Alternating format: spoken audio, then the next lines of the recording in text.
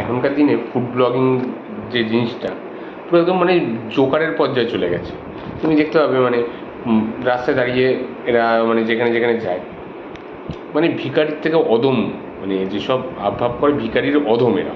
মানে এখন যা অবস্থা, রাস্তায় ভিখারির সংখ্যা যা না আছে, ফুড ব্লগারদের সংখ্যা তার থেকে আরও 3 ডবল বেশি হয়ে গেছে। আর এদের এই যে ফুড ব্লগার যেসব রয়েছে, এদের দেখবে একখানা মানে একটা গ্যাং রয়েছে। এটা হচ্ছে সব থেকে বড়ো ভিখারির গ্যাং। এটা সব জায়গায় যাবে, গিয়ে বলবে ঝরে ঝরে পড়ছে,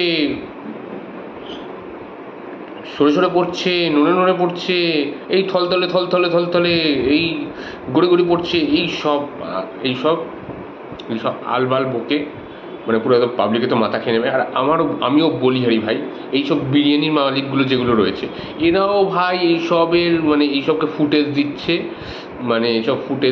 ওরাও ফুটেজ খাচ্ছে। মানে কি বলবো, মানে আজও পাবলিক কালেকশন ভরে গেছে ওয়েস্ট বেঙ্গলে।